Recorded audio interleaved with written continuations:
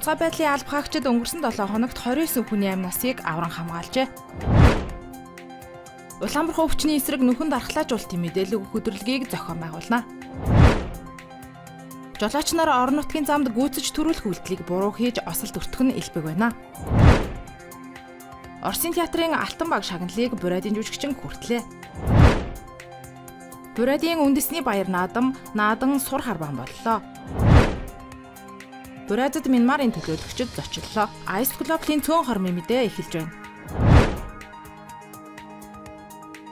Онцгой байдлын алба хаагчид өнгөрсөн 7 хоногт нийт 29 хүний амь насыг авран хамгаалж, утаа жилтийн бүсээс 44 хүнийг гаргаж, аюулгүй байдлыг нь хангажээ.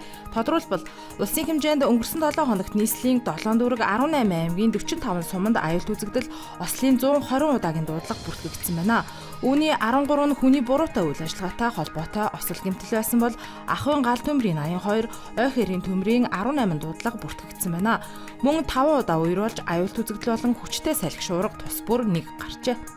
За сүүлийн 5 хоногт буюу 6 сарын 25-наас 30-ны өдрүүдэд нийтдээ Сэлэнг, Булган, Дорнод, Дархан уул, Төв аймагуудад нийтдээ 22 удаагийн ой хэрийн гал төмөр бүртгэгдэж, үүнээс 12 төмрийг бүрэн унтрааж, өнөөдрийн байдлаар Хинтэн аймгийн Өмнө Дэлгэр, Дархан уул аймгийн Хонгор, Сэлэнг аймгийн Хөдөр суманд 2, Ерөө, Алтан булаг сум гээд нийтдээ 7 ой хэрийн гал төмрийг цурамд оруулсан.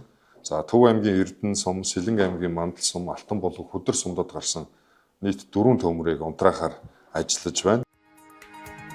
Он гарсаар 144 удаагийн ой хэрийн төмөр бүртгэгдснээс цагдаагийн байгууллага шалтгаан нөхцөлийг тогтоохоор ажиллаж байна. Өнөөдрийн байдлаар гэмтгийгийн шинжтэй 79, зөрчлийн шинжтэй 4 гомдол мэдээлэл бүртгэгдээд байна. Гомдол мэдээллийн 6 эзэмтэй 16 нь байгалийн хүчин зүйлийн улмаас буюу хуурай аянга цахилгаанаас үүдэлтэй байна.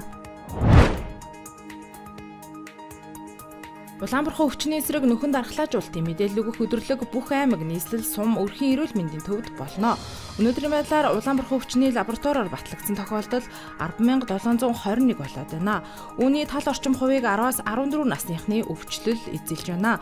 Түүнчлэн товлолт вакцинд хамрагдаагүй хүүхдүүд хамгийн ихээр өвчилж байгаа нь тогтогджээ. Тиймээс нөхөн дархлаажуулалтын мэдээлэл өгөх өдөрлөгийг бүхэл шатнад зохион байгуулахаар шийдвэрлсэн байна. Энэ үеэр 6-аас 8 сартай хүүхдүүдийг нэмэлт дархлаажуулалтад хамруулна.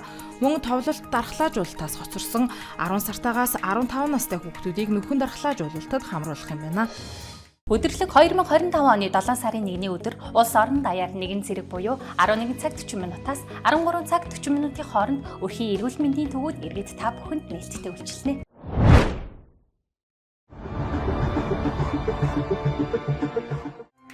Жолооч нар орон нутгийн замд гүйцэж төрүүлэх үйлдэлийг буруу хийж осолд орох нь элбэг байна. Тодорхойлбол, орон нутгийн замд гарч буй ослын дийлэнх нь хурд хэтрүүлсэнтэй холбоотой байдаг. Түнчлэн гүйцэж төрүүлэх үйлдэлийг буруу хийдгээ. Огцон мэргэлттэй хориглох тэмдэгтэй хэсэгт гүйцэж төрүүлж байна. Ингэснээр аюулгүй байдлаа ханган дүрмээрээ зорчиж буй жолооч нарт эрсдэлтэй аюултай байдлыг үүсгэж байна. Гүйцэж төрүүлэхийг хориглосон аюултай хэсгүүд нилээд бий. Эдгээр хэсэгт дрон ашиглаж хяналт шалгалтын ажиллагааг явуулж байна гэж тээврийн цагдаагийн албанаас мэдээллээ.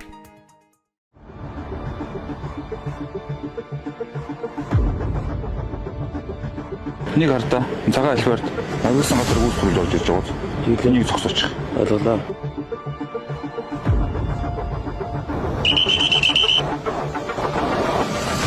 Бид сайн явж байна. Одоо буугаад шүү. Таасаа гүйцэтгүүлэхийг агуулсан газар гүйцэтгүүлсэн мэдсэн үү?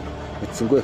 Таны эргэлттэй газар чинь гүйцэтгүүлэх хориглосон тэмдэгтэй газар. Аюултай нөхцөл байдал үүсээд аваар ослыг болдог газар واخгүй юу? Та одоо хайртай дотны хүмүүстэйгээ явж ийм аюултай нөхцөл байдал үүсгэж байна. Таны өөрийнхөө мэдлэгийг хардаа. Ийм аюултай нөхцөл.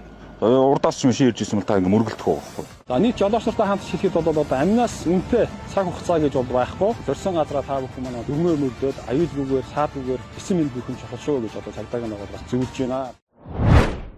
Премия жюри за яркое исполнение роли Мунцехет Рая Раднаева, Халкин Голд, тангарист. Оросын театрын Алтан багийг Бурайдын жүжигчин хүртлээ. Тодорхойлбол энэхүү нэр хүндтэй шагналд Бурай театрын уран бүтээлчид халах гол тангараг жүжигээр шилдэг тоглолт, шилдэг эмэгтэй дүр, шилдэг зохиолч зэрэг 3 төрөлд өрсөлдсөн. Үүнээс шилдэг эмэгтэй жүжигчний шагналыг хүртлээ. Халах гол тангараг жүжигийн мөнх цэцгийн дүрийг гялалцтал нь бүтээснийхэн төлөө наадмын шүүгчид Рая Бадмаеваг Алтан багийн эзнэр тодруулсан байна. Раиса Бадмаева нь Евгений Вахтанговагийн нэрэмжит улсын драмын Эрдмийн театрын дэргэдэх Борис Шукиний нэрэмжит театрын их сургуулийг жүжигчний мэргэжлээр төгсжээ. Тэрээр дөрүүдийн зан чанарыг гялалцлан гаргадаг, уян хийгээд хөгжим, дуулах урлагийн гайхалтай уяастай, бие бүрэн эзэмшдэг жүжигчин гэгддэг.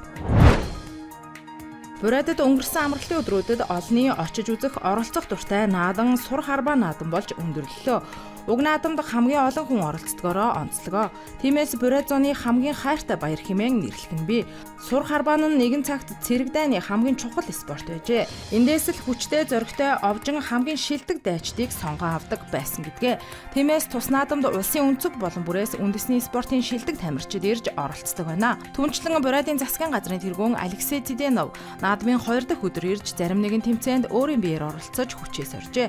Наадан сур харбаа нь манай үндэсний баяр наадамтай утга нэгэн баяр юм а. Энэхүү баярт 10,000 тамирчин болоод төдий тооны хүмүүс оролцсон гэсэн мэдээлэл байна. Когда я пришел, нашел локомотив, там показывал Бурайдад Мянмар улсын ерөнхий сайд Мин Аун Хлайн тэргүүтээ төлөөлөгчд айлчлалаа.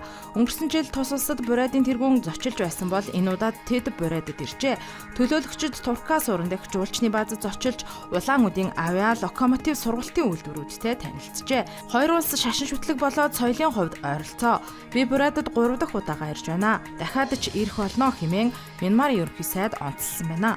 Харин Бурайдын тэргүүн Rapid Bio болон Шинэскэн компаниудын Мянмарын эрүүл мэндийн байгууллагатай хийсэн амжилттай төслүүдийг тэмдэглэж босоо нисдэг тэрэг нийлүүлснээр дурджээ.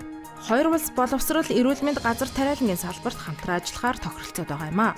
Ice Global-ийн цөөн хормын мэдээ байла. Ажлын амжилт хүсье.